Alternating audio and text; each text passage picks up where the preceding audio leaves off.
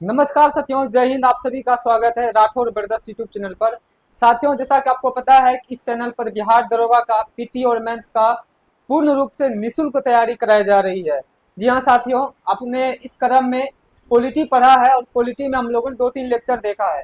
इससे पहले की क्लास में आपने पढ़ा था संविधान सभा, उसकी पूरी तरह से हम लोगों ने कंप्लीट कर रखा था।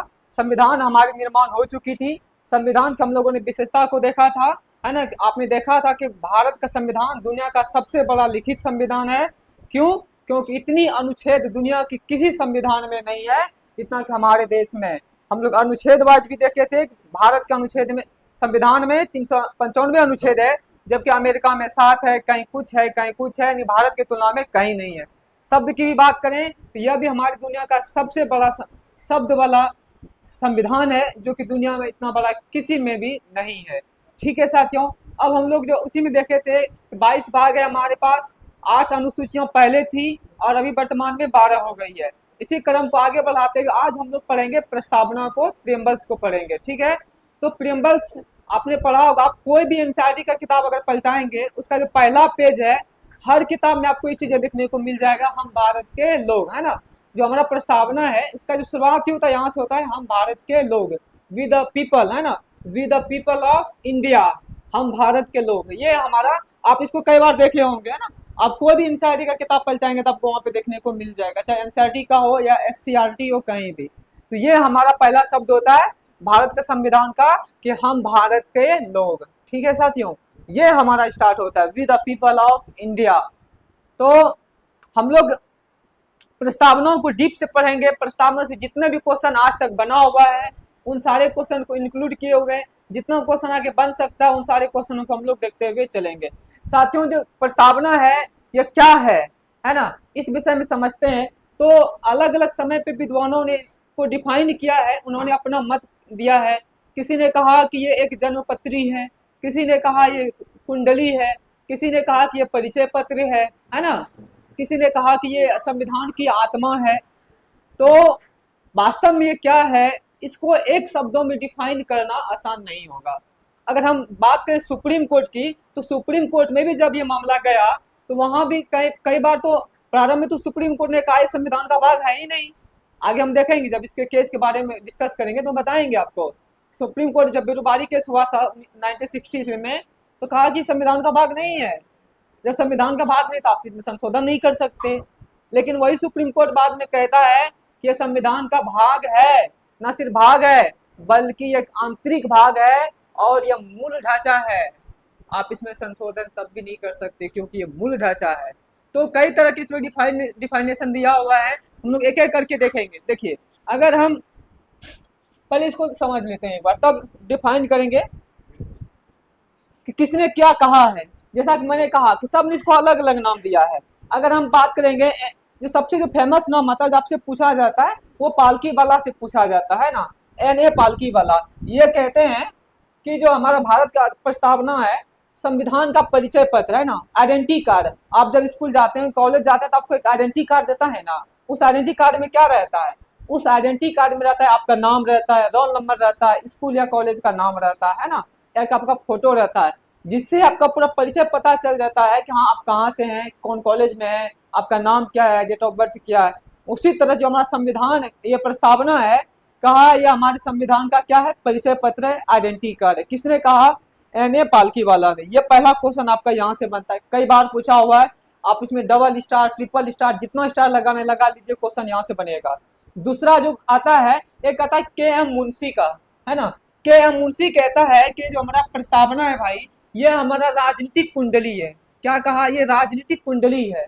किसने कहा? के एम मुंशी। ये भी फेमस है। एक और आपको नाम याद रखना है, ठाकुर दास भार्गव का। ठाकुर दास भार्गव कहते हैं कि यह जो है संविधान की आत्मा है। संविधान की आत्मा और कुंजी, आप कंफ्यूज नहीं करेंगे। अनुच्छेद 32 को भी संविधान का आत्मा कहा जाता है, लेकिन किसने कहा है? अंबेडकर ने। अगर यह पूछा जाए स्पष्ट तौर पे कि अनुच्छेद 32 को संविधान की आत्मा किसने कहा है, तो आपको बताना है अंबेडकर। या अगर ऐसा पूछा जाए कि डॉक्टर भीमराव अंबेडकर के अनुसार से संविधान के कौन सा अनुच्छेद को संविधान की आत्मा कहा जाता है, तो आपको अनुच्छेद 32 बताना है। लेकिन अगर पूछा जाएगा प्रस्तावना के बारे में कि किसने भारत के संविधान को अधि प्रस्तावना को इसका अधिक ये कहा है, आत्मा कहा है और कुंजी कहा है, तो आपको याद रखना है ठाकुरदास भार्गव। ठीक है साथियों, तो ये है ठाकुरदास भार्गव जिन्होंने संविधान की आत्मा और कुंजी कहा है। किसको? तो प्रस्तावना को। ये 3 बड़े फेमस नाम है। इनके अलावा और भी 1-2 हैं, अगर आप चाहें तो उसको भी देख सकते हैं, नहीं तो इसकी जरूरत उतना नहीं पड़े, लेकिन ये 3 आपको याद रखना ही रखना है। 3 में से एक क्वेश्चन कंफर्म पूछा जाता है। अगर प्रस्तावना में से अगर क्वेश्चन पूछने की संभावना है तो 2 सेक्शन है, एक तो यहाँ से परिचय से पूछ दिया जाता है, नहीं तो संविधान संशोधन जो हुआ था प्रस्तावना में वहां से पूछता है, वो भी हम आगे डिस्कस करेंगे। तो क्या यहाँ तक आपको क्लियर है कि ये 3 नाम है आपको ध्यान में रहा? एक बार हम फिर से डिस्कस करते हैं, इसको हाईलाइट कर दे रहे हैं, कुछ आप भी हाईलाइट कर दीजिए। NA पालकी वाला, NA पालकी वाला, पालकी वाला आप ऐसे याद रख सकते हैं। P से पालकी वाला है, P से परिचय पत्र है ना, P से पालकी वाला, P से परिचय पत्र। तो आप यहाँ से शॉर्ट फॉर्म दिमाग में बैठा सकते हैं, जैसे आप याद रखें। मैंने इसको ऐसे याद रखा है, यहाँ से आपको आसान हो जाएगी। P से पालकी वाला और P से परिचय पत्र। दूसरा KM मुंशी वाला, आप समझते हैं जो मुंशी होता था पहले, मुंशी का क्या काम होता था ना, कुंडली निकालना। तो केवल हम याद रखने के लिए बता रहे हैं, बस ऐसे अन्यथा नहीं लेना है इसको, है ना। तो आपको क्या याद रखना है, जो मुंशी जी है, मुंशी जी का क्या काम है, कुंडली निकालना। तो उन्होंने क्या कहा था, राजनीतिक कुंडली है। परिचय प्रस्तावना को क्या कहा कि राजनीतिक कुंडली है। ठीक है, तो आप ऐसे याद रख सकते हैं। तीसरा है कौन सा, ठाकुरदास भार्गव। आप ठाकुरदास को पकड़ लीजिए यहाँ से। क्या किसको पकड़ना है, ठाकुरदास को पकड़ना है। देखिए ठाकुरदास सुन करके आपको क्या दिमाग में आ रहा है, ऐसा कुछ फीलिंग आ रहा है, भगवान टाइप से कुछ आ रहा है फीलिंग, भगवान हो कोई देवता हो, ऐसा कुछ आ रहा है फीलिंग। तो वहां से अगर आप पकड़ना चाहें तो आप भगवान पकड़ लीजिए, और यहाँ से आपको पकड़ना है आत्मा, है ना, क्योंकि ये जो भगवान का फीलिंग आता है वहीं से आत्मा परमात्मा वगैरह जुड़ा रहता है ना। तो आप ठाकुरदास से, ठाकुर भगवान को ऐसे, विष्णु भगवान को ठाकुर जी भी कहा जाता है, तो वहां से आप इसको याद रख सकते हैं, और उसको आत्मा कहा गया। तो ठाकुरदास भार्गव ने क्या कहा, आत्मा कहा। NA पालकी वाला ने क्या कहा, परिचय पत्र कहा, है ना। KM मुंशी ने क्या कहा, तो राजनीतिक कुंडली कहा। तो 3 नाम आपको यहाँ से याद रखना है। ठीक है साथियों, आगे अगर देखा जाए तो कहाँ से लिया गया प्रस्तावना का, अगर विचार की बात करें साथियों, प्रस्तावना हमारे संविधान में कहाँ से लिया गया है, तो यह जो विचार था यह अमेरिका के संविधान से प्रेरित है। मैंने अमेरिका के संविधान से नहीं लिया, बल्कि अमेरिका के संविधान से प्रेरित हुआ है। ठीक है, तो प्रस्तावना हमें जो है, प्रस्तावना का विचार आया है अमेरिका के संविधान से। लेकिन अगर प्रस्तावना की भाषा की अगर बात करें, अगर क्वेश्चन पूछा जाए आपसे, और कई बार पूछा भी है, बहुत फेमस क्वेश्चन है, बीपीएससी का भी और दरोगा का बहुत फेमस क्वेश्चन है कि प्रस्तावना की भाषा किस देश से लिया गया है, या फिर किस देश के संविधान से प्रेरित है। तो आपको ध्यान रखना है वो ऑस्ट्रेलिया से। ठीक है साथियों, ऑस्ट्रेलिया से वो प्रेरित है। ठीक है, ये देखिए प्रस्तावना की भाषा किससे हो जाएगा, ऑस्ट्रेलिया के संविधान से प्रेरित है, या फिर वहां से लिया गया। दूसरा, अगर आपसे यह पूछा जाए कि प्रस्तावना का आधार क्या है, तो याद करिए मैंने आपको पिछले क्लास में पढ़ाया था कि जब पंडित जवाहरलाल नेहरू ने उद्देश्य प्रस्ताव रखा था, कब रखा था, तो 9, 11 और 13, है ना, 13 दिसंबर 1946 को, यानी कि तीसरा ही बैठक में नेहरू जी ने एक प्रस्ताव रखा था उद्देश्य प्रस्ताव के नाम से, और वही इसका आधार बना। ठीक है साथियों, तो याद रखना है आपको कि जो इसका आधार बना था जवाहरलाल नेहरू द्वारा 13 दिसंबर 1946 को प्रस्तुत किया गया उद्देश्य प्रस्ताव। ठीक है साथियों, यहाँ से आप लिख लीजिए, आप स्क्रीनशॉट लेना है, जो करना है कर लीजिए। यहाँ से एक क्वेश्चन इसी बोर्ड से पूछेगा, पूछेगा हम जो कह रहे हैं, आप इसको ध्यान दीजिए और स्क्रीनशॉट लिख लीजिए, कॉपी में लिख लीजिए या दिमाग में लिख लीजिए, जैसे करने कर लीजिए। यहाँ से क्वेश्चन पूछा है दोस्त, पूछा जाएगा। अगर इतना क्लियर है तो फिर हम आते हैं आपको ओरिजिनल प्रस्तावना पे। अगर इतना क्लियर है तो बोलिए आगे बढ़ते हैं। फिर क्या यहाँ तक क्लियर है, कोई डाउट है? नहीं ना, चलिए अब आगे बढ़ते हैं। आगे देखेंगे साथियों, ये देखिए अब हमारा है प्रस्तावना। मेरा समझ यही कहता है और मेरा मानना है कि भारत के हर नागरिक को जो सक्षम हो, सबको यह प्रस्तावना याद होना चाहिए। पूरे देश के नागरिक को जो याद करने में सक्षम हो, भले आपको समझ में ना आए, समझाना मेरा काम है, लेकिन आपको याद होनी चाहिए। क्या है, with the people of India, है ना, हम भारत के लोग भारत को एक संपूर्ण प्रभुत्व संपन्न, हम सारे वर्ड की व्याख्या भी करेंगे, बहुत अच्छे से एक्सप्लेनेशन करेंगे। पहले इसको समझा देते हैं एक बार।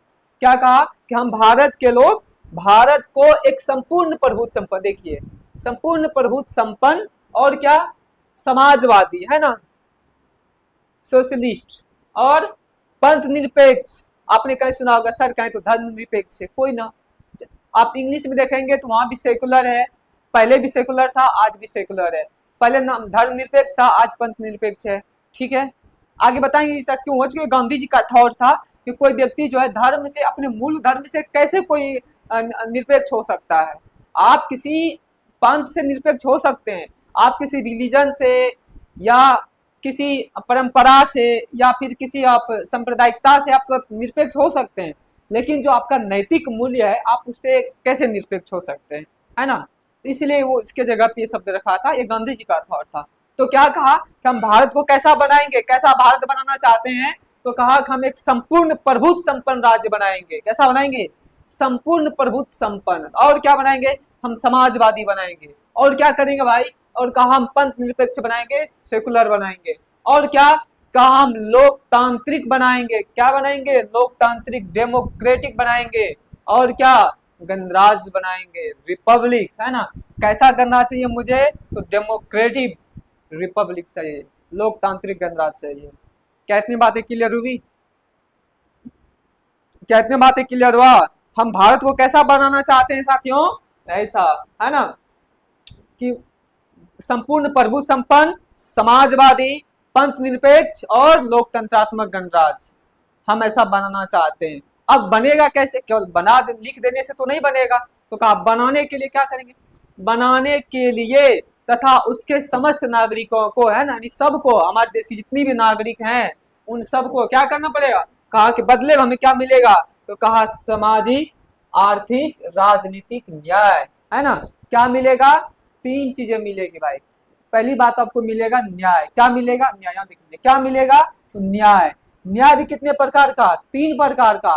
कहा हम आपको सामाजिक न्याय देंगे, राजनीतिक न्याय देंगे और आर्थिक न्याय देंगे।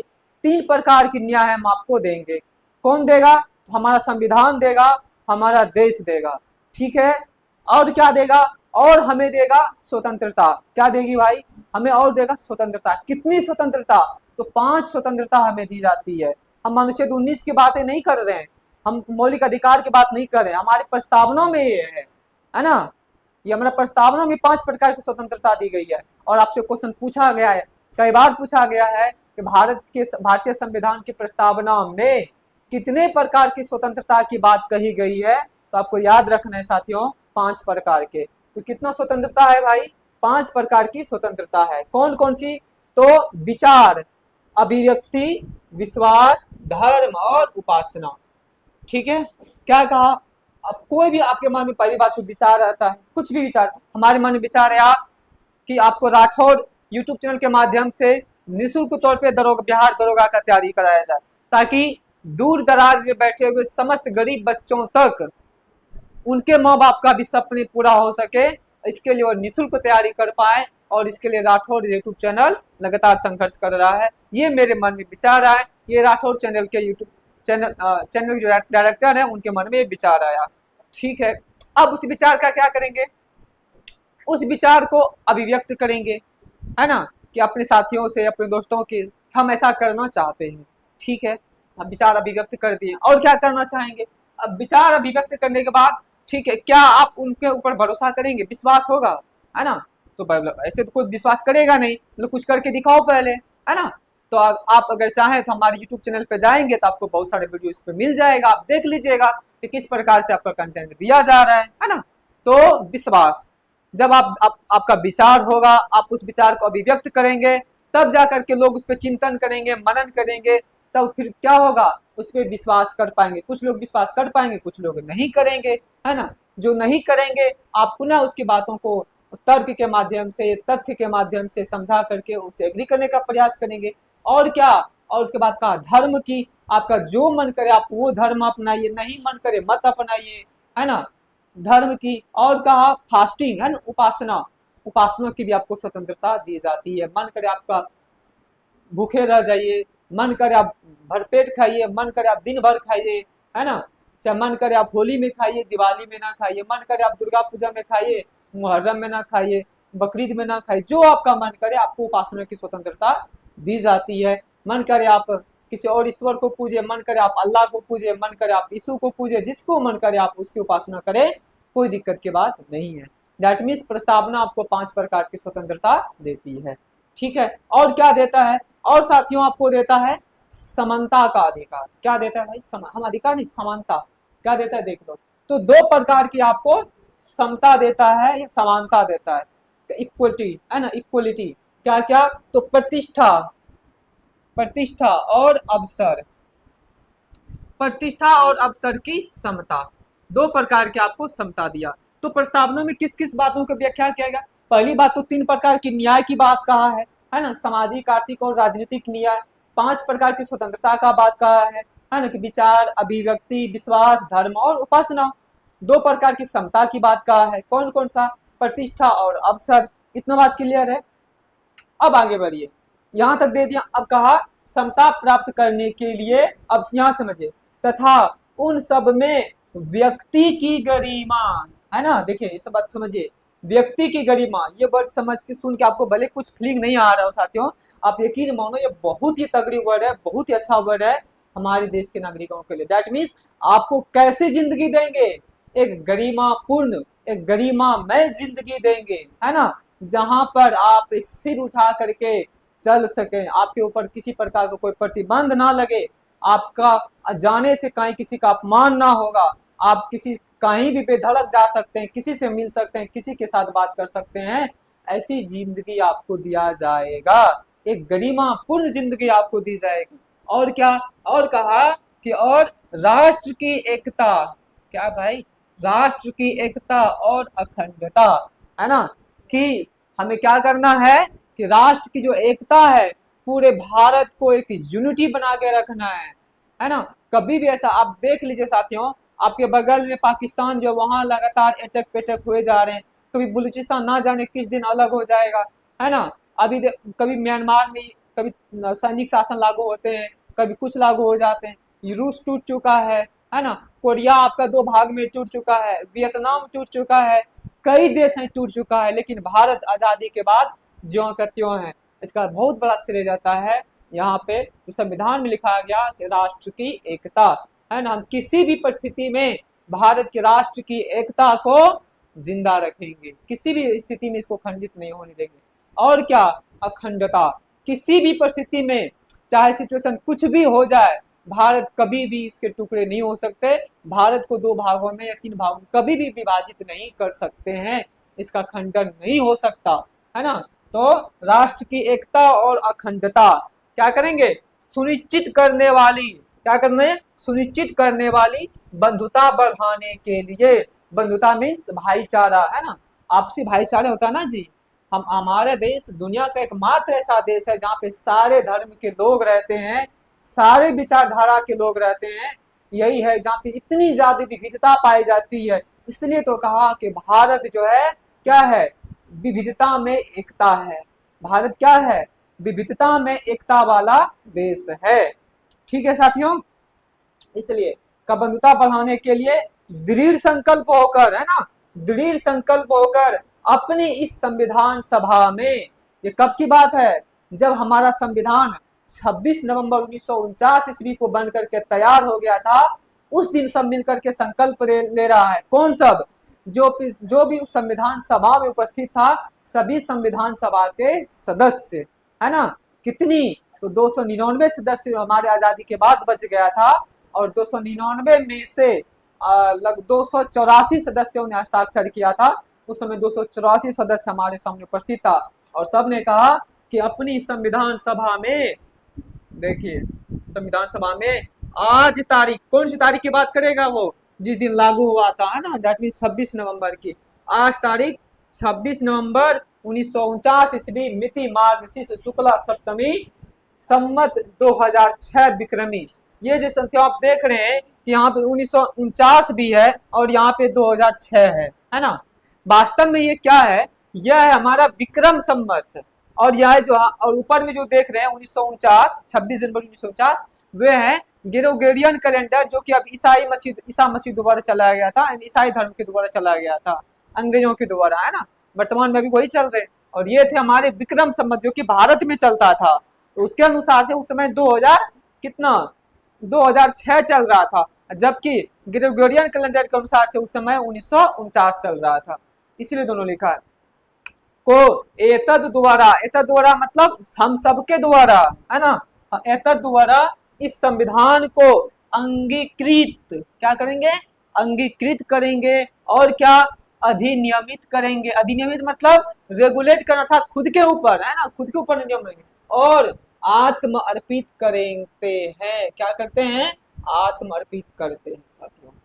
ये हमारा खूबसूरत सा प्रस्तावना है ना, जो क्या कहता है, हम इस संविधान को अंगीकृत, अधिनियमित और आत्मर्पित करते हैं। क्या इतनी बातें क्लियर आया? क्या वाकई आपको पढ़ करके लगा कि प्रस्तावना हमारे देश के गौरव को बढ़ाता है और आपको सच में याद होना चाहिए? साथियों, अगर संभव हो तो आप भी इसको एकदम एक लाइन बाय लाइन, एक वर्ड बाय वर्ड याद कर लीजिए। यकीन मानिए आप अंदर से बहुत ही गौरवान्वित महसूस करेंगे। होनी चाहिए, सबको ये याद होनी चाहिए। ये हमारा देश का, हमारे संविधान का गौरव है। क्या आपने स्टार्टिंग में इसके परिचय मैंने आपको दिखा रखा है ना। तो एक बार फिर से आप रिव्यू देख लीजिए, क्या कहा प्रस्तावना में, हम भारत को कैसा बनाना चाहते हैं, तो कहा संपूर्ण प्रभुत्व संपन्न बनाना चाहते हैं, और क्या, तो समाजवादी बनाना चाहते हैं, और क्या बनाएंगे भाई, हम पंथ निरपेक्ष बनाएंगे, और साथ ही साथ हम लोकतांत्रिक बनाएंगे। का लोकतंत्र तो बनाएंगे ही, बहुत सारे लोकतंत्र है, लेकिन साथ ही साथ हम गणराज्य बनाएंगे। ब्रिटेन भी लोकतंत्र है, लेकिन वो ब्रिटेन गणराज्य नहीं है।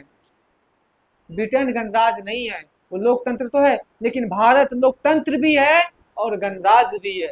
ये अंतर है ब्रिटेन के लोकतंत्र और भारत के लोकतंत्र में साथियों। ठीक है, हम उसके बाद क्या कहा, कैसे बनाएंगे आप, का बनाने के लिए और का उसके समस्त नागरिकों को जब हम ऐसा बना देंगे, तो हम अपनी नागरिकों को जो है 3 प्रकार का न्याय देंगे। कौन कौन सा न्याय, तो सामाजिक, राजनीतिक और आर्थिक न्याय देंगे। 5 प्रकार की हम स्वतंत्रता देंगे। कौन सा, विचार, अभिव्यक्ति, विश्वास, धर्म और उपासना की स्वतंत्रता देंगे। और क्या, का हम 2 प्रकार की समता देंगे, समानता देंगे, प्रतिष्ठा और अवसर की। इतनी बातें हमारे प्रस्तावना में लिखा गया, और कहा इसके लिए हम क्या करेंगे, उन सब में जो है व्यक्ति की गरिमा और सबको गरिमा पूर्ण या गरिमामय जीवन जिंदगी जीने का उसको अधिकार देंगे। और क्या साथियों, कहा कि इसके बाद हम राष्ट्र की एकता और अखंडता की बात करेंगे। हम किसी भी परिस्थिति में अपने राष्ट्र की एकता को भंग नहीं होने देंगे, किसी भी परिस्थिति में हम अपने राष्ट्र को खंडित नहीं होने देंगे। ठीक है साथियों, इसके बाद क्या कहा, उसके बाद संविधान सभा के बाद कहा कि हम सभी ने इसको क्या करेंगे, अंगीकृत करेंगे, अधिनियमित करेंगे और अपने ऊपर आत्मर्पित करेंगे। ठीक है साथियों, आगे बढ़े। यहाँ तक क्लियर है तो बोलिए हम आगे बढ़ते हैं। अगर यहाँ तक क्लियर है तो बोलिए हम आगे बढ़ेंगे। फिर आगे देखते हैं। अब हम क्या करेंगे, एक एक वर्ड को हम लोग तोड़ते हैं और एक एक वर्ड को उठाते हुए पूरे प्रस्तावना को अच्छा से पढ़ते हैं साथियों। ये तो मैंने प्रस्तावना की एक झलक देखा, अब आगे समझते हैं। आगे देखिए, आगे हमारा प्रस्तावना के मुख्य शब्द और उनके अर्थ। पहला है प्रस्तावना की शुरुआत। तो आपने तो देख रखा प्रस्तावना की शुरुआत कहाँ से होता है, with the people of India, है ना, हम भारत के लोग। तो ये तो आपको पता है, हम प्रस्तावना की शुरुआत हम भारत के लोग से होती है। अच्छा, जिसका अर्थ क्या होता है, जिसका अर्थ है कि संविधान भारत की जनता से शक्ति प्राप्त करता है।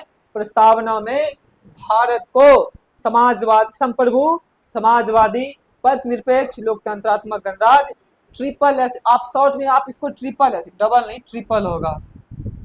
एक मिनट में पिंक ले लूं, तो ये कैसा हो जाएगा भाई, ये हो जाएगा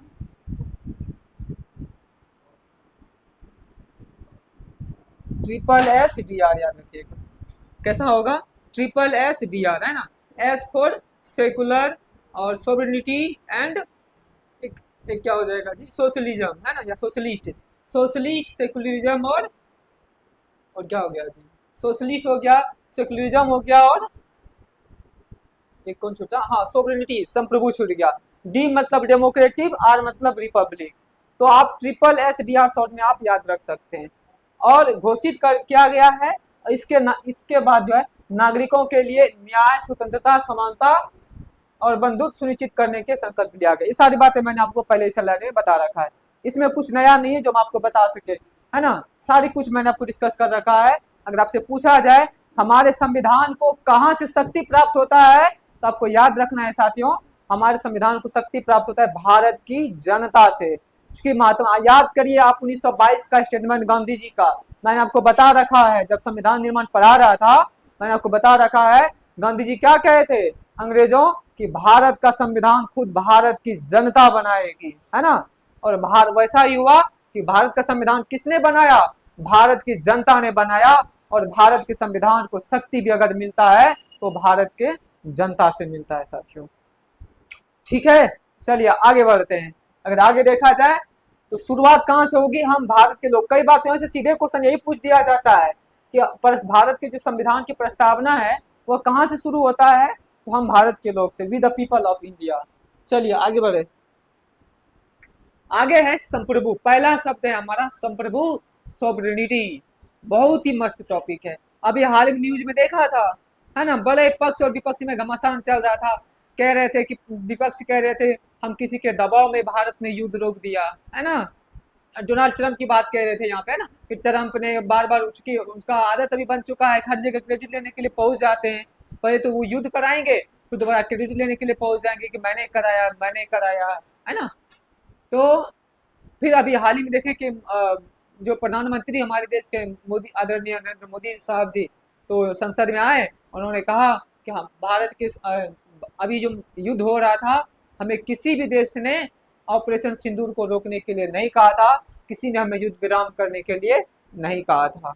ठीक है साथियों, तो संप्रभु का मतलब क्या होता है कि हम अपना निर्णय स्वयं ले सकें। कौन सी निर्णय, तो दो प्रकार के निर्णय होता है, एक तो बाहरी निर्णय होगा, एक आंतरिक निर्णय होगा। आंतरिक निर्णय मीन्स क्या, कि हम जो भी पूरे देश के अंदर में कोई भी हम कानून बना सकते हैं और उस कानून को पूरे देश में लागू कर सकते हैं, ये होता है आंतरिक संप्रभु। और बाहरी संप्रभु मीन्स क्या होता है कि हम किसी भी देश, किसी भी गुट, किसी भी संगठन के दबाव में नहीं आ सकते हैं। जिसके साथ मेरा मन करेगा उसके साथ हम राजनीतिक संबंध रखेंगे, जिसके साथ मेरा मन नहीं करेगा उसके साथ हम नहीं रखेंगे। ये होता है बाहरी संप्रभु। क्या इतनी बातें आपको क्लियर हुई साथियों? क्या इतनी बातें क्लियर हुआ? और क्या आप बताइए, थम्स अप करके बताइए, क्या आपको पढ़ने में मजा आ रहा है? क्या आपको लग रहा है प्रस्तावना आपको इस तरह से पढ़ा जा रहा है? क्या आपको लग रहा है कंटेंट दिया जा रहा है बीपीएससी लेवल लाइक? क्योंकि मैं मान के चल रहा हूँ जो भी आप दरोगा दे रहे हैं वो बीपीएससी भी देंगे, हम कंटेंट को उसी लेवल तक लेके जा रहे हैं साथियों। ठीक है, ये लुसेंट छाप या कहीं भी इधर उधर से आपको नहीं मिलेगा, ऐसा नहीं कि हम कुछ भी उठा के ले आ रहे हैं आपके लिए, पूरा रिसर्च होती है इसमें। आगे बढ़ते हैं सर। तो आपने देख लिया अर्थ उसका वही था कि संप्रभु का अर्थ होता है सर्वोच्च या स्वतंत्र। संप्रभु राज्य वह होता है जो आंतरिक और बाहरी निर्णय दोनों ले सकते, स्वयं ले सकते हैं। आंतरिक निर्णय में क्या हो जाएगा, जो अंदर कानून बना सके और लागू करने की शक्ति हो। और बाह्य संप्रभु किसी बाहरी शक्ति के नियंत्रण के बिना अंतरराष्ट्रीय मामले में निर्णय लेने की शक्ति रख सके। ठीक है, चलो ठीक है। और दूसरी बात यहाँ होता है कानूनी संप्रभु। कानूनी संप्रभु कहाँ है साथियों, इस सब कुछ करने का अधिकार आपको कौन दे रहा है, तो संविधान दे रहा है ना, हमें लीगल रूप से कौन ऑथराइज कर रहा है, तो संविधान, है ना। तो कानूनी संप्रभु कौन है, तो संविधान हो जाएगा। लेकिन अगर वास्तविक संप्रभु पूछ दिया तो फंसना नहीं, जनता, भारत की जनता, है ना। सबसे जो अगर भारत में सबसे बड़ी अगर कोई ताकतवर है तो कौन है, भारत की जनता है साथियों। हाँ, बट इसको अपना उपयोगिता तो समझ में आए, है ना। भारत की जनता को पता ही नहीं है कि हम सबसे बड़े ताकतवर है, क्योंकि आपको इस तरह से न तो कभी एजुकेशन मिला, ना ही आपने कभी उस तरह से अपने अध्ययन किया, है ना। तो आपको कहाँ से पता होगा, ना आपने कभी संविधान पढ़ा है, ना आपको किसी ने अधिकार बताया है, तो कैसे पता चलेगा आपको कि आपका पावर क्या है। तो ये मैं नहीं कह रहा साथियों, आप देख लो यहाँ पे मिलेगा ये वास्तविक संप्रभु। रियल सोवरेनिटी किसके पास है, जनता में निहित है, लोकतंत्र में निहित है। लोकतंत्र में अगर पूछा जाए वास्तविक संप्रभु तो भारत की जनता के पास में है। अगर नाम मात्र की संप्रभु अगर देखा जाए तो हमारे राष्ट्रपति महोदय में हो जाएगा। इतना बात क्लियर है आपको साथियों। तो नाम मात्र का संप्रभु हो जाएगा राष्ट्रपति महोदय में, कानूनी रूप से पूछा जाएगा तो संविधान में, अगर वास्तविक पूछा जाए तो जनता में हो जाएगा। तो क्या संप्रभु का मतलब आपको समझ में आ गया, सोवरेनिटी का मतलब समझ में आया आपको भाई? क्या आपको सोवरेनिटी का मतलब समझ में आ गया? आ गया तो हम आगे बढ़ते हैं। हाँ, अगर मुझे, मेरा ख्याल है कि आपको कहीं भी कोई डाउट नहीं होगा, आप कोई भी क्वेश्चन बनाएंगे, चाहे आपको घटना चक्र बनाना हो वो बनाइए, किसी का क्वेश्चन बैंक बनाना है, प्रैक्टिस सेट बनाना है, जो बनाना है बनाइए, कोई भी क्वेश्चन नहीं रुकेगा। अगर मान लीजिए कोई क्वेश्चन डाउट होता है तो आप इसी वीडियो के कमेंट बॉक्स में डाल दीजिएगा, वो क्वेश्चन मेरे पास आ जाएगा और क्वेश्चन को हम सॉल्व करके पुनः आपको जवाब भेज दिया जाएगा। या फिर हम बीच में आपसे आप डायरेक्ट लाइव क्लास में भी आप दे सकते हैं, उसका भी जवाब आपको मिल जाएगा।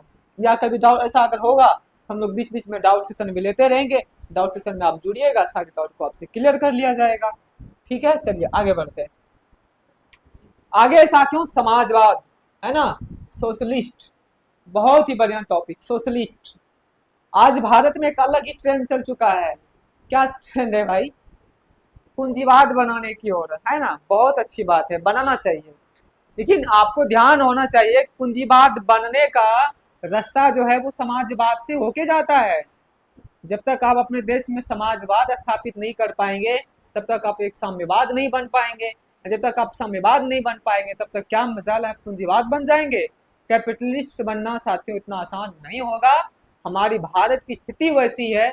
क्या आप इस बात से एग्री करते हैं कि हमारे देश की जो अभी वर्तमान आबादी है उसमें से 70% ऐसे आबादी हैं जो भी ये संघर्ष कर रहा है कि हम लोअर मिडिल क्लास से मिडिल क्लास में की ओर आए, है ना। हम लोग लगातार इसी में संघर्ष कर रहे हैं कि अभी लोअर मिडिल क्लास से मिडिल क्लास को किसी तरफ पहुंच जाए, है कि नहीं। 70% से अधिक आबादी इसी में जुड़ा हुआ है और हम भारत को पूंजीवाद बनाने की ओर चलते हैं। क्या आप इस बात से एग्री करते हैं या नहीं करते हैं, बताइए। तो जो हमारे संविधान निर्माता थे वर्तमान के नेताओं से तो मैं तो मानता हूँ बहुत बेहतर थे उस समय के नेता। चाहे अंबेडकर जी की बात करें, चाहे सरदार पटेल की बात करें, चाहे नेहरू जी की बात करें, चाहे एम एन रॉय की बात करें, बी एन रॉय की बात करें, जितने भी बड़े बड़े नेता थे उस समय बेहतर नेता थे, बहुत ही बौद्धिक नेता थे, विवेकशील नेता थे। उन्होंने अपनी देश की जरूरत को समझा कि हमें देश में हमारे देश में किस चीजों की जरूरत है और उसी के अनुसार से उन्होंने संविधान का निर्माण किया। और उन्होंने किसका दिया? समाजवाद का कॉन्सेप्ट दिया कि भारत में समाजवाद लाना है। समाजवाद भी कई तरह के होते हैं साथियों। तो भारत में अगर समाजवाद की बात करें कि भारत का जो वो समाजवाद है वो कैसा समाजवाद है, तो भारत का समाजवाद गांधीवादी समाजवाद है ना। कैसा समाजवाद है? गांधीवादी समाजवाद है। ठीक है भाई, चलो देखो, तो समाजवाद का अर्थ क्या, अगर अर्थ पूछा जाए तो क्या हो जाएगा? तो समाजवाद का जो अर्थ हो जाएगा साथियों कि सामाजिक आर्थिक असमानताओं को कम करना, है ना। कि हमारे समाज में या हमारे देश में जितनी आर्थिक और सामाजिक असमानता है ना, इनइक्वलिटी, उसको समाप्त करना है, कम करना है और उसके जगह पे क्या करना है, तो मुझे समानता स्थापित करना है ना। यह है सच्ची समाजवाद का अवधारणा। ठीक है, वही है समाजवाद व्यवस्था का उद्देश्य क्या है कि सामाजिक आर्थिक असमानताओं को कम करना और सभी के लिए समानता सुनिश्चित करना। इतनी बातें क्लियर हुई आपको भाई? क्या इतनी बातें आपको क्लियर हुआ? क्या आपको समाजवाद का अर्थ समझ में आ रहा है कि नहीं आ रहा है? देश को वास्तव में समाजवाद की जरूरत है क्योंकि अभी हमारे देश की 70% से भी लगभग अधिक आबादी हम अभी संघर्ष कर रहे हैं कि किसी तरह मिडिल क्लास में घुस जाए।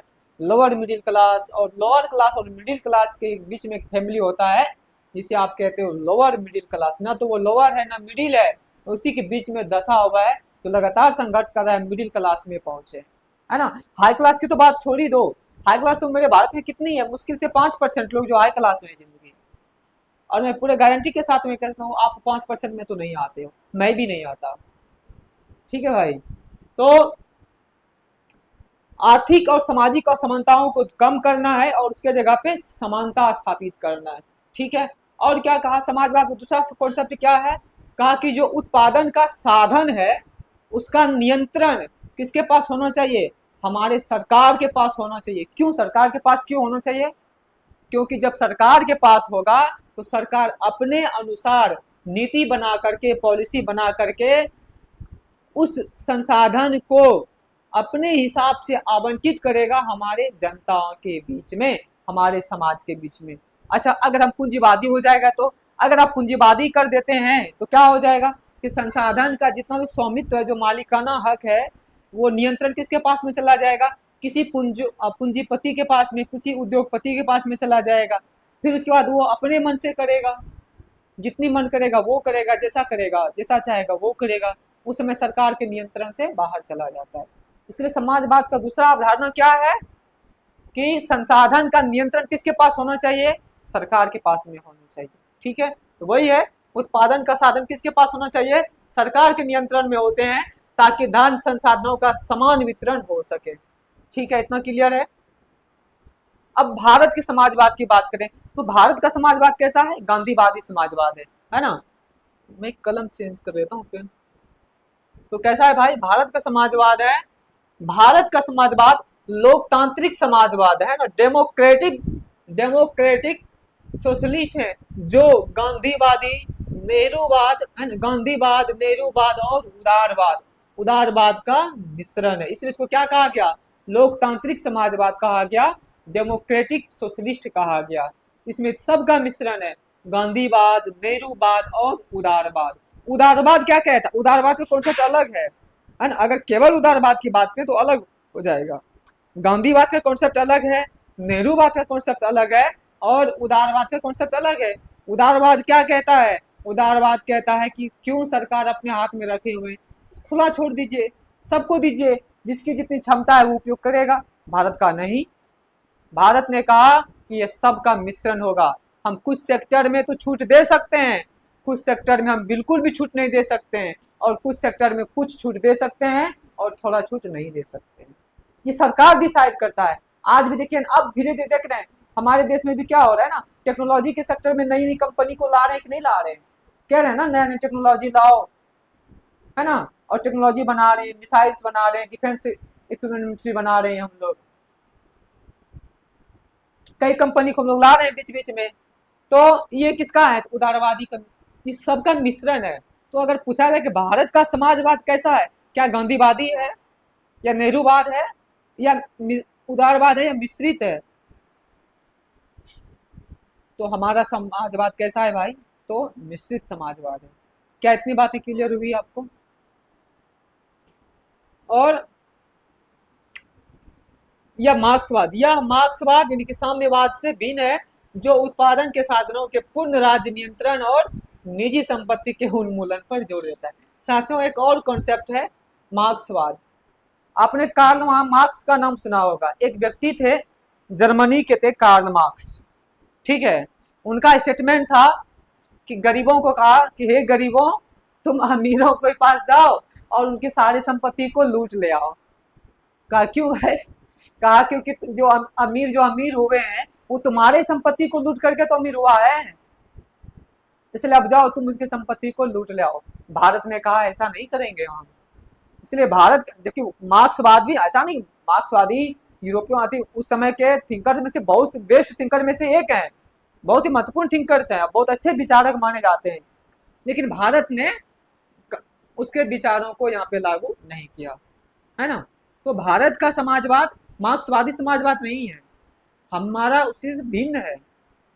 हाँ, जो मार्क्सवादी समाजवाद था इसको रूस ने अप्लाई किया और चीन ने अप्लाई किया। वो आगे जब आएंगे तो, लेकिन जब लेनिन पढ़ेंगे तो रूस में एक व्यक्ति आएगा लेनिन, और चीन में आएगा माओवाद। तो वहां पे हम आपको आगे बताएंगे। बहुत ठीक है, क्या इतना बातें क्लियर हुआ? अच्छा, मार्क्सवाद क्या कहता है? मार्क्सवाद की वही ना कह रहा है, उत्पादन के साधनों को पूर्ण राज्य के नियंत्रण में होना चाहिए।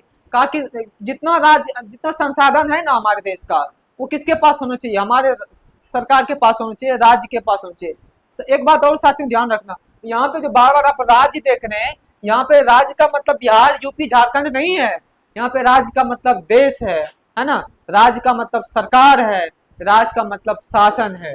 ठीक है, तो यहाँ पे कंफ्यूज नहीं करेंगे। तो क्या कहा, उत्पादन के साधन किसके पास होना चाहिए? तो हमारे राज्य के पास होना चाहिए साथियों। किसके पास होना चाहिए? तो राज्य के पास होना चाहिए। किसने कहा? मार्क्सवाद ने। भारत ने इसका खंडन किया, भारत ने कहा कि नहीं। दूसरी बात है क्या कहा अगर नहीं तो दूसरी मार्क्सवाद में और दूसरा स्टेटमेंट है, कहता है कि निजी संपत्ति के उन्मूलन का, जितनी भी प्राइवेट संपत्ति है उसको खत्म करो और सबको पब्लिक में बांट दो। ये मार्क्सवाद कहते हैं। भारत ने इसको नहीं माना। आगे है उदारवाद। तो उदारवाद का कॉन्सेप्ट क्या है? लिबरलिज्म यह कहता है सब कुछ छोड़ दो। क्या कहता है? अच्छा, ये जो कॉन्सेप्ट दिया था जॉन लॉक ने दिया था, ये भी पश्चिमी विचारक था जॉन लॉक। उन्होंने कहा, जॉन लॉक को ही उदारवाद का जनक कहा जाता है। तो उदारवाद का अगर जनक पूछा जाए तो आपको याद रखना है जॉन लॉक है ना, जॉन लॉक। ये वेस्टर्न थिंकर्स हैं और उन्होंने कहा अर्थव्यवस्था पर सरकार का कम नियंत्रण होना चाहिए। कैसा होना चाहिए? कम नियंत्रण होना चाहिए। जैसे आप अमेरिका की बात करें या किसी भी यूरोपीय देश की बात करें तो कहता है सरकार को क्यों ज्यादा दिमाग लगाना है, आप छोड़ दो, है ना।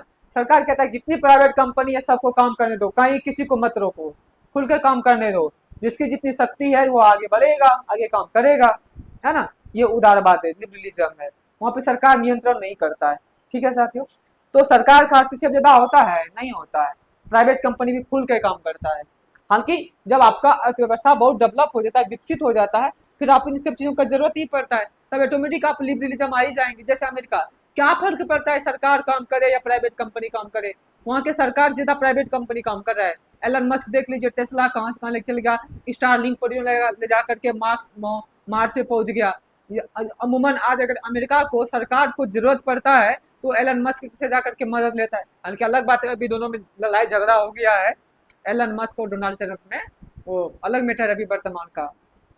दोनों बहुत अच्छे दोस्त हुआ करते थे। आप देखे होंगे जब डोनाल्ड ट्रंप राष्ट्रपति बन करके आया था, जीता था, तो बड़े चाव से एकदम चेस किया था एलन मस्क ने, उसको लगा शायद मैं ही जीत गया। हालांकि वो बाद में जो दोस्ती था, क्या हो गया, कौन से गाना नहीं था दोस्ती वाला, याद है? बताओ आपको।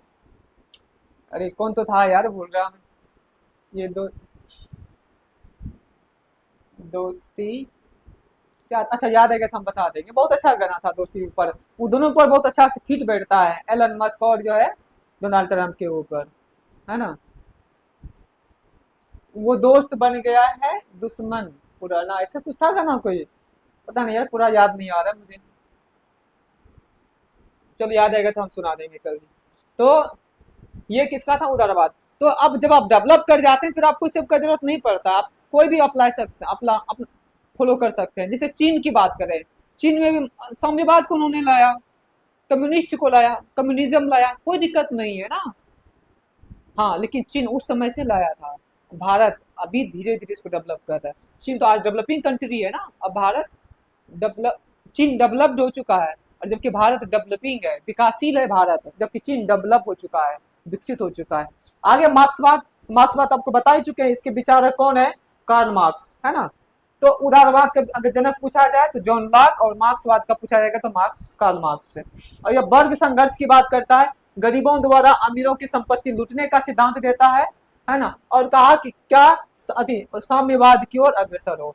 साम्यवाद क्या कहता है? सबको सेल्फ डिपेंड बनाने की बात करता है ना, कि सबको अपना आजीविका चलाने के लिए सबको काम करना चाहिए, है ना, किसी के ऊपर किसी की डिपेंडेंसी नहीं होना चाहिए। तो ये साम्यवाद है, यही चीन में यही फॉलो होता है। जो साम्यवाद है, कम्युनिज्म, यह दिया है लेनिन। अच्छा, साम्यवाद, साम्यवाद दो जगह है, एक तो रूस में भी साम्यवाद है और चीन में भी साम्यवाद है। तो रूस का साम्यवाद है वो लेनिन ने दिया था, रूस का एक बहुत ही महान विचारक हुआ था लेनिन, लेनिन ने दिया रूस में। और जो चीन की बात करेंगे वहां पे माओवाद आया था। तो जो लेनिन है, साम्यवाद लेनिन, तो उन्होंने रूस में दे दिया और माओ ने चीन में लागू किया था, जिसको आप माओवाद भी कहते हैं। तो चीन का जो कम्युनिज्म है उसको माओवाद भी कहते हैं, और रूस वाले कम्युनिज्म को लेनिनवाद कहते हैं। ठीक है, इतना बात क्लियर हुआ। आगे है संविधान में समाजवाद शब्द। ये साथियों, संविधान में समाजवाद शब्द की बात करें तो हमारे प्रस्तावना में भले ही नहीं था समाजवाद, लेकिन हमारे संविधान में तो पहले से था, हम इसका प्रयोग पहले कर चुके थे, है ना। लेकिन हमारे प्रस्तावना में नहीं था। हम प्रस्तावना पढ़ रहे हैं तो प्रस्तावना की बात करेंगे। तो प्रस्तावना में कब आया? तो एक मात्र संशोधन हुआ, 42वां संविधान संशोधन 1976। आपको डेट याद रखना है, डेट और ईस्वी दोनों बढ़िया से, कि 42वां संविधान संशोधन 1976 हुआ था, जिसमें 3 शब्द जोड़ा गया था। वो 3 शब्द क्या है हम आगे डिस्कस करेंगे। यहाँ पे जो एक शब्द उसमें से एक है वो है समाजवाद। आगे तो हमें आगे इसी में बताएंगे, आगे जैसे 2 स्लाइड आगे जाएंगे बताएंगे आगे 2 शब्द और। तो पहला यहाँ पे क्या हो जाएगा? समाजवाद। तो समाजवाद को हमारे प्रस्तावना में कब जोड़ा गया साथियों? तो 42वां संविधान संशोधन 1976। आपसे क्वेश्चन पूछा जाता है कई बार, क्या समाजवाद हमारे प्रस्तावना का मूल शब्द है, या क्या समाजवाद हमारे मूल प्रस्तावना में सब उपस्थित था, शामिल था? तो आंसर है नहीं था, है ना। इसको जोड़ा गया है 42वां संविधान संशोधन 1976 के द्वारा। वही है कि भारत में प्रस्तावना समाजवादी जो है, प्रस्तावना में समाजवाद शब्द को 42वां संशोधन 1976 के द्वारा जोड़ा गया। क्या इतनी बातें क्लियर है साथियों? ये समाजवाद का कॉन्सेप्ट है ना। क्या मजा आया आपको पढ़ करके? समझ में आ रहा है समाजवाद? तो हम लोगों ने अभी तक क्या पढ़ा? अभी दो ही पढ़ा, एक संप्रभु पढ़ा और हम लोगों ने समाजवाद पढ़ा। और हम लोग भारत को कैसा बनाना चाहते हैं? पहला देख लिए, संपूर्ण प्रभु संपन्न समाजवाद, और कैसा? पंथ निरपेक्ष। तो अब हमारा अगला क्या टॉपिक आएगा? पंथ निरपेक्ष आएगा, है ना। तो आगे बढ़ते हैं। अगर यहाँ तक कुछ क्लियर है, अगर कोई डाउट है तो आप बता सकते हैं, ठीक है, या कमेंट में छोड़ दीजिएगा, तो वहां पे हम आपको जवाब दे देंगे। आगे देखते हैं। आगे मिलेगा आपका पंथ निरपेक्ष या धर्म निरपेक्ष। इंग्लिश में एक ही वर्ड मिलेगा, सेकुलर। क्या मिलेगा? सेकुलर। चाहे आपका मन आप पंथ निरपेक्ष बोल दीजिए, आपका मन चाहे तो धर्म निरपेक्ष बोल दीजिए, कोई फर्क नहीं पड़ता। क्वेश्चन कभी आप इंग्लिश वाला देखिएगा, सेकुलर ही मिलेगा। तो इसका अर्थ क्या होता है? धर्म निरपेक्ष या पंथ निरपेक्ष का अर्थ क्या होता है? इसका अर्थ होता है साथियों, धर्म जो है नियमों का एक समूह है ना, एक समुच्चय है।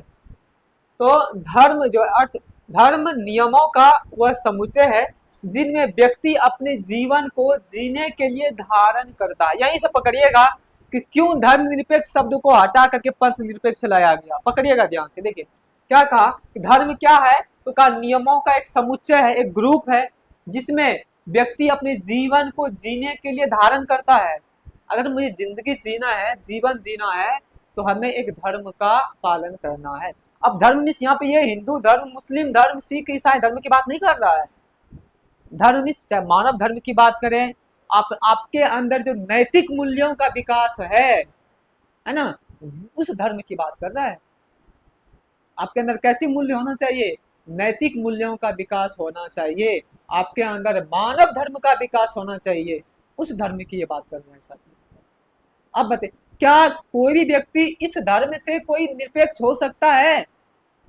बताइए, क्या कभी भी कोई व्यक्ति इस धर्म से निरपेक्ष हो सकता है?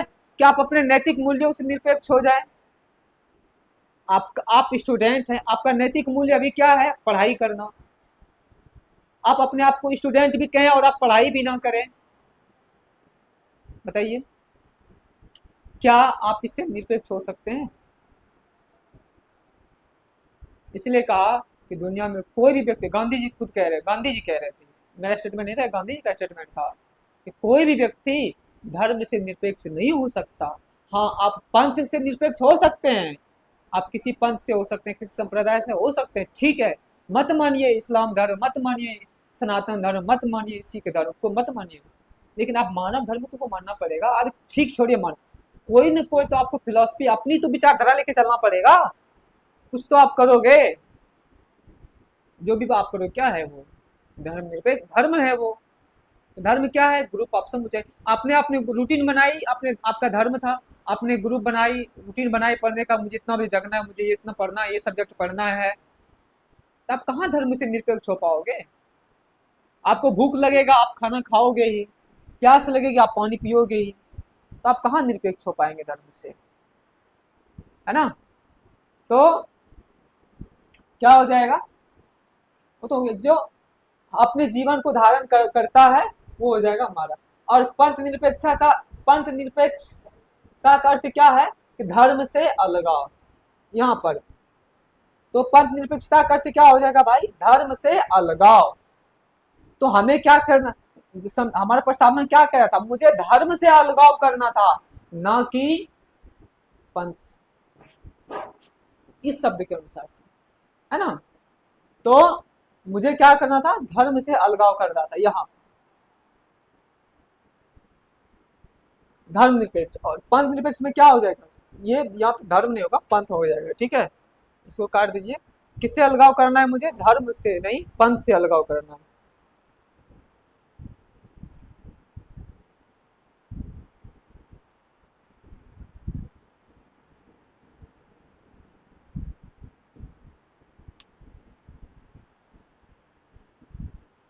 पंथ से अलगाव।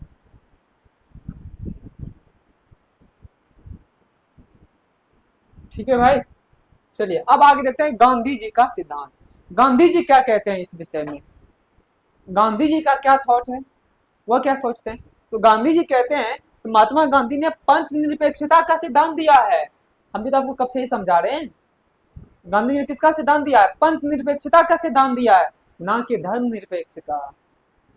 क्लियर हुआ भाई, क्योंकि धर्म से कोई भी व्यक्ति निरपेक्ष हो ही नहीं सकता। हमारा काम है पढ़ाना, यही हमारा धर्म है कि हम पढ़ाएं आपको। और हम पढ़ा रहे हैं तो अपने धर्म का हम पालन कर रहे हैं।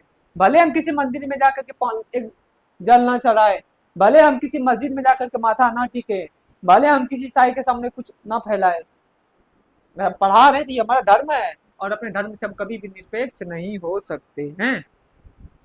क्लियर है यहाँ तक, क्लियर है तो बताइए। तो इस क्या कर, जिसके अनुसार व्यक्ति पंथ यानी कि किसी विशिष्ट धार्मिक समूह से तो अलगाव कर सकता है, परंतु धर्म यानी कि मूल नैतिक मूल्यों से, जो आपका ओरिजिनल मोरल वैल्यू है, आप उससे अलगाव कैसे कर पाओगे, कर पाओगे नहीं, इससे नहीं कर पाएगा। आप किसी धर्म के विशिष्ट समूह से आप अलगाव कर सकते हैं, लेकिन जो आपका मूल, जो ओरिजिनल आपका नेचर है, जो आपका मोरल वैल्यू है, आप उससे अलगाव नहीं कर सकते। ये गांधी जी का सिद्धांत था, है ना। आगे देखते हैं। अब भारत में अगर पंथ निरपेक्षता की बात करें या धर्म निरपेक्षता की बात करें, तो यहाँ पे क्या अर्थ होता है। देखिए यहाँ पे एक बहुत बड़ी कॉन्सेप्ट आपको मिलेगी। अभी तक आपने जो पढ़ा होगा साथियों, सिर्फ इतना पढ़ा होगा कि भारत का अपना कोई धर्म नहीं है, भारत हस्तक्षेप नहीं कर सकता है, आपने इतना पढ़ा है। आप इससे आगे लेकर के चलते हैं हम सब। देखिए यहाँ पे तो पहली बात तो यह है कि भारत का अपना कोई धर्म नहीं है, इतना आपको पता है, मुझे भी पता है कि आपको पता है ना, कि भारत में राज्य का कोई अपना धर्म नहीं है। क्या है, भारत में राज्य का कोई भी अपना धर्म नहीं है। बहुत बढ़िया। दूसरी बात है कि भारत में राज्य को धर्म से कोई संबंध नहीं है। समझिए, भारत में राज्य को धर्म से कोई संबंध नहीं है। इसका अर्थ क्या हुआ, भारत में राज्य को धर्म से कोई संबंध नहीं है, इसका अर्थ क्या होगा भाई। क्या धार्मिक समूह कुछ भी करके चले जाएं और हमको राज्य देखता रह जाएगा, बताइए। कोई धार्मिक समूह आए और भारत के खिलाफ कुछ भी करे, क्या राज्य देखता रह जाएगा, सरकार देखती रह जाएगी, सर नहीं। कोई भी धार्मिक समूह अगर अराजकता की बात करेगा, अगर हमारे देश में, हमारे समाज में अराजकता फैलाने का प्रयास करेगा, तो सरकार उसके खिलाफ हस्तक्षेप करेगा। ठीक है, और सरकार अपने आवश्यकता अनुसार से वहां पे कानून भी बना सकता है, वो आगे हम दिखाएंगे। तो दूसरा पॉइंट क्या हो गया कि भारत में राज्यों का कोई धर्म से कोई संबंध नहीं है, जबकि अराजकता में हस्तक्षेप को छोड़कर। तीसरी पॉइंट की अगर बात करें साथियों, तो भारत में राज्य सभी धर्मों को बराबर मानता है। आप कोई धर्म मान लीजिए, सरकार ने कभी नहीं कहा कि हम इस धर्म को ज्यादा बढ़ावा देंगे, आप यही धर्म फॉलो करो, हम इस धर्म को दबा के रखेंगे, नहीं।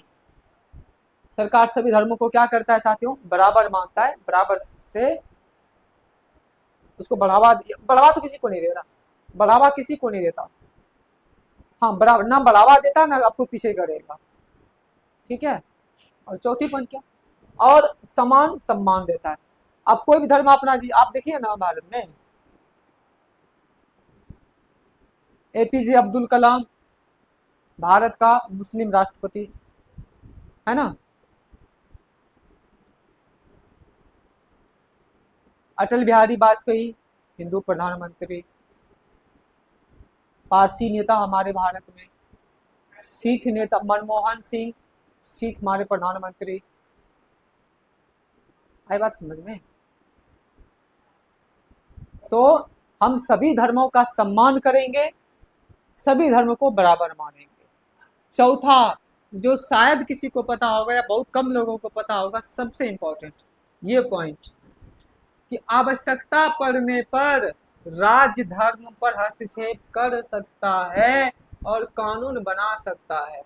जैसे सामाजिक सुधारों के लिए कार्य करते हैं। ये बात समझ में आई, बहुत इंपॉर्टेंट पॉइंट था। आपने अभी तक क्या पढ़ा कि राज्य को धर्म से कोई मतलब नहीं है, सबको मानेंगे, सबको विकास करेंगे, सब चीजें हमको कोई मतलब नहीं, लेकिन नहीं, राज्य कहा कि देखो हम जरूर तुम्हें छूट दे रहे हैं, लेकिन मर्यादा में रह करके काम करना, औकात से बाहर मत जाना, है ना। अगर गए तो कहा हम तुम्हारे मामले में, इंटरनल मामले में हस्तक्षेप करेंगे, इंटरफेयर करेंगे, और अगर जरूरत पड़ा तो हम कानून भी बनाएंगे और तुम्हारे खिलाफ लागू भी करेंगे। क्या आपको 3 तलाक वाला मामला याद है? क्या आपको 3 तलाक का मामला याद है कि नहीं है?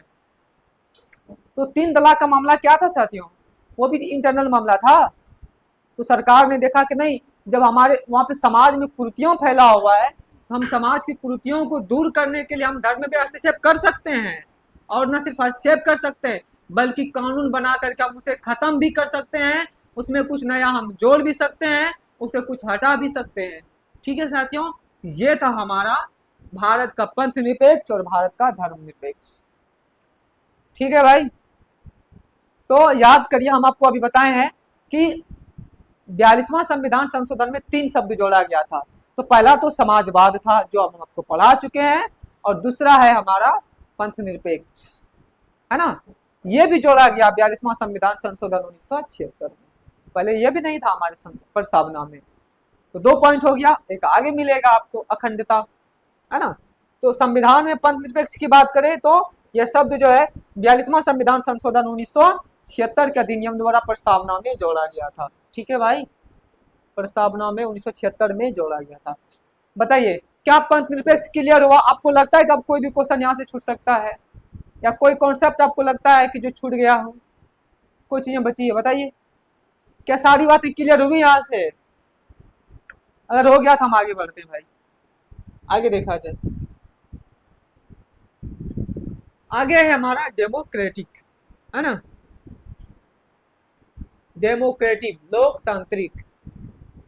तो अगर प्रस्तावना की बात करें साथियों, आपने देखा क्या था ऊपर में कि भारत को कैसा बनाना चाहते हैं? एक संपूर्ण प्रभुत्व संपन्न, समाजवादी, पंथ निरपेक्ष, लोकतांत्रिक गणराज्य, डेमोक्रेटिक रिपब्लिक बनाना चाहते हैं। तो लोकतांत्रिक ये 2 शब्द से मिलकर के बना है ना।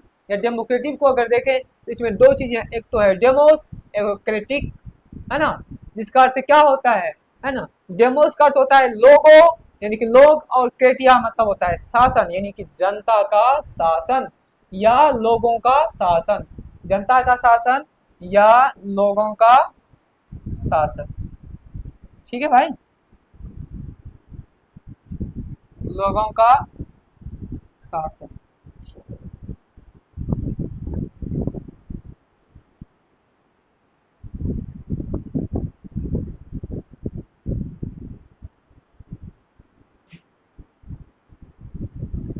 ये होता है डेमोक्रेटिक। अगर हम परिभाषा की बात करें तो अब्राहम लिंकन, अमेरिका का एक बहुत बड़ा राजनीतिक विद्वान थे, है ना, अब्राहम लिंकन। अब्राहम लिंकन साहब कहते हैं कि लोकतंत्र का मतलब समझाते हुए या परिभाषा देते हुए कहते हैं कि लोकतंत्र का अर्थ होता है कि जनता का शासन। किसका शासन? जनता का शासन, जनता के लिए और जनता के द्वारा। क्या इतने बात क्लियर हुआ? क्या कहा कि जनता का, जनता के लिए और जनता के द्वारा। किसके द्वारा साथियों? तो जनता के द्वारा। किसके लिए? तो जनता के लिए। किसका? तो जनता का शासन। ये अब्राहम लिंकन ने परिभाषा दिया था लोकतंत्र का।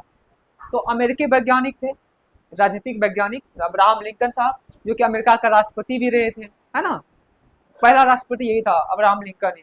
इन्होंने ही लोकतंत्र का परिभाषा दिया, जनता का, जनता के लिए और जनता के द्वारा प्रदत्त शासन को लोकतांत्रिक शासन कहेंगे, है ना। तो क्या आपको लोकतंत्र का मतलब समझ में आया भाई? ये है अब परिभाषा अब्राहम लिंकन के माध्यम से, देख लीजिए, वही है कि जनता का शासन होना चाहिए, जनता के द्वारा होना चाहिए, जनता के लिए होना चाहिए। ठीक है, और आगे देखा जाए लोकतंत्र का वास्तविक अगर अर्थ की हम बात करें तो सरकार को चुनने की शक्ति जनता के पास है और उनके पास विकल्प भी है। तो लोकतंत्र का और दूसरा डिफिनेशन क्या है? तो कहा कि विकल्प होना चाहिए। जनता के पास क्या होना चाहिए? तो विकल्प होना चाहिए कि हम एक से अधिक कैंडिडेट हमारे सामने दिखना चाहिए। चलो ये नहीं तो ये हो रहा, हमारे पास ऑप्शन है ना। अगर ये नहीं हुआ तो कोई बात नहीं, हम इसको चुन लेंगे। लोकतंत्र का मतलब यही है कि नहीं? आज भारत में भी देखिए बहुत सारे ऑप्शन है, हालांकि केंद्र में कम ऑप्शन है, कि क्षेत्रीय पॉलिटिक्स में आपको दिख जाएगा बहुत सारे ऑप्शन है कि नहीं। तो लोकतंत्र का वास्तविक अर्थ क्या हो गया कि सरकार को जब आप चुनने के लिए जाते हैं, चुनने की शक्ति जनता के पास होना चाहिए। सरकार को कौन चुनेगा? तो जनता चुनेगा, और उसके पास क्या होना चाहिए? विकल्प होना चाहिए। जब आप नॉर्मल चुनाव देखते हैं गांव समाज में, आप अगर मुखिया का भी चुनाव अगर देखते हैं तो वहां भी आपके सामने ऑप्शन दिखता है ना, 3 4 5 लोग खड़े होते हैं, आप इसको वोट दे, कोई उसको वोट देता है, जो जिसको पसंद है वो उसको देते हैं। जब लोकसभा का चुनाव होता है तो आपके लोकसभा क्षेत्र से कई सारे लोग इलेक्शन लड़ते हैं, तो जो आपको पसंद होते हैं आप उसको वोटिंग देते हैं, है ना। ये बातें होंगी। तो उनके पास विकल्प भी होना चाहिए और सरकार चुनने की शक्ति जनता के पास होनी चाहिए। क्या क्लियर है इतनी बातें? अगर इतना क्लियर है तो हम आगे स्लाइड की ओर बढ़ते हैं। अगर इतना क्लियर है भाई तो बोलिए हम आगे की ओर बढ़ते हैं। बढ़ा जाए? मजा आ रहा है ना पढ़ने में? अरे बहुत पॉलिटी बहुत इंटरेस्टिंग सब्जेक्ट है, अगर आप समझ के पढ़ेंगे तो मजा आ जाएगा पढ़ करके। गलती से रटने का प्रयास मत करिएगा, अगर रटिएगा फिर भूल जाइएगा, फिर पता नहीं कौन बचाएगा आपको। समझ के पढ़े, बड़ी मजा आएगा। आगे है हमारा गणराज्य या गणतंत्र और रिपब्लिक। दुनिया का सबसे बड़ा गणराज्य और दुनिया का पहला लोकतंत्र जो था। आधुनिक की बात नहीं कर रहे हम। आप बोलेगा तो सर अमेरिका है, नहीं, अरे अमेरिका तो अभी है, ये बिहार की भूमि थी। आपने सुना होगा लिच्छवी का, है ना, आज के वैशाली जिला में पड़ता है। ये दुनिया का पहला लोकतंत्र था, पहला गणराज्य था। अमेरिका तो बाद में आया है, आधुनिक समय में आया। चलिए कोई नहीं। तो गणराज्य का अर्थ क्या होता है साथियों? जहां पर राष्ट्र का प्रमुख जो भी होता है ना, हेड ऑफ नेशंस, वह निर्वाचित होना चाहिए, ना कि वंशानुगत। अगर हम ब्रिटेन की बात करेंगे साथियों, तो ब्रिटेन निश्चित तौर पे एक डेमोक्रेटिक कंट्री है, एक लोकतांत्रिक देश है, लेकिन वह गणराज्य नहीं है। क्यों? क्योंकि वहां का जो हेड ऑफ नेशन है राजा या रानी होता है, और राजा या रानी वही होगा जो उसके वंश में चलता आ रहा है। देख लीजिए, एक ही फैमिली है, उसी परिवार का चलता आ रहा है। चार्ल्स द्वितीय, चार्ल्स तृतीय, एलिजाबेथ, विक्टोरिया, अभी। तो क्या हो जाएगा? तो जहां देश का प्रमुख जो राष्ट्राध्यक्ष होता है वो निर्वाचित होना चाहिए, वंशानुगत नहीं होनी चाहिए। तो क्या आप बताइए, भारत का जो हेड ऑफ नेशन है, राष्ट्रपति महोदय, वह निर्वाचित होता है या वंशानुगत होता है? तो बोलेंगे सर निर्वाचित होता है, क्योंकि हमने वोटिंग दे करके लोकसभा और राज्यसभा में एमपी को भेजा और एमपी ने उसको निर्वाचित किया, है ना। तो वो इलेक्टेड होते हैं, चुनाव के माध्यम से जाते हैं, निर्वाचित होते हैं, इसलिए वो हमारे गणराज्य है। तो भारत कैसा है? तो लोकतांत्रिक गणराज्य है, जबकि ब्रिटेन क्या है? एक केवल लोकतांत्रिक है, गणराज्य नहीं। अमेरिका की बात करें, हाँ, तो वो लोकतांत्रिक भी है और गणराज्य भी है। क्यों? क्योंकि वहां का जो राष्ट्रपति है डोनाल्ड ट्रंप, अभी भी देख लीजिए, निर्वाचित होकर आया है, चुनाव लड़ करके आया है ना। आगे अगर उदाहरण की बात करें तो उदाहरण वही है, मैंने बता रखा उदाहरण, कि जो ब्रिटेन है वो ब्रिटेन का सरकार का प्रमुख प्रधानमंत्री निर्वाचित होता है, अतः ब्रिटेन एक लोकतांत्रिक देश है। जबकि राष्ट्र का जो प्रमुख राजा या रानी होता है वो वंशानुगत होता है, अतः ब्रिटेन गणतंत्र नहीं है। क्लियर है? राष्ट्र का प्रमुख प्रधानमंत्री होता है, वो निर्वाचित है तो वो लोकतंत्र हो जाएगा। भारत की अगर बात करें साथियों, तो भारत लोकतंत्र और गणतंत्र दोनों है, क्योंकि सरकार का प्रमुख प्रधानमंत्री भी निर्वाचित होता है और राष्ट्र का प्रमुख राष्ट्रपति भी निर्वाचित होता है, दोनों निर्वाचित होते हैं। क्लियर है? क्या आपको गणराज्य या गणतंत्र का अर्थ समझ में आ गया? भारत क्या है? तो लोकतांत्रिक गणराज्य है, डेमोक्रेटिक रिपब्लिक है। ठीक है, चलिए आगे बढ़ा जाए, आगे बढ़ते हैं। आगे है न्याय, और याद करिए, है ना, खत्म हो जाएगी यस नहीं है।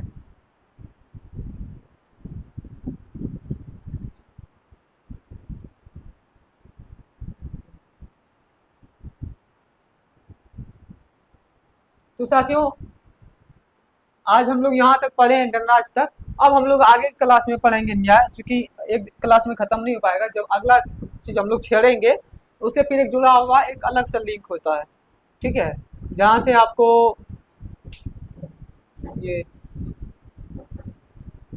जब आप न्याय पढ़ेंगे तो वहाँ पे हम लोग 3 प्रकार के न्याय को भी पढ़ेंगे। और जो है जब स्वतंत्रता पढ़ेंगे तो 5 प्रकार की स्वतंत्रता भी देखेंगे, समानता भी देखेंगे। तो क्लास बहुत ज़्यादा लंबा हो जाएगा। तो उसके बाद चूंकि हम लोग कई सारे केसेस भी देखेंगे जो सुप्रीम कोर्ट में गया है, इसमें 3-4 केस हुए। हम SR बोमई केस को भी देखेंगे, उसके बाद जो है बेरूबारी केस को देखेंगे, LIC वाले केस को देखेंगे। तो सारे केस को देखेंगे और सुप्रीम कोर्ट ने किस केस में क्या जजमेंट दिया है, क्या आधार बनाया है, उन सारी चीज़ों को देखेंगे। तो आगे की क्लास बिल्कुल ही मिस मत करिएगा, बहुत इंटरेस्टिंग होने वाला है। ठीक है, तो अगला क्लास हम लोग न्याय पढ़ेंगे, इसी प्रस्तावना को कंटिन्यू करेंगे न्याय को। ठीक है साथियों, तो और यहाँ जितने मैंने ये लिखा है बोर्ड PDF है और प्रिंटेड नोट्स, वो आपको इसी टेलीग्राम चैनल पे मिल जाएगा, है ना। ये राठौर ब्रदर्स है, तो इसी नाम से टेलीग्राम चैनल बना हुआ है, आप सर्च मारेंगे मिल जाएगा। और साथ में आप चाहें तो ये भी नोट्स लिख सकते हैं साथ में।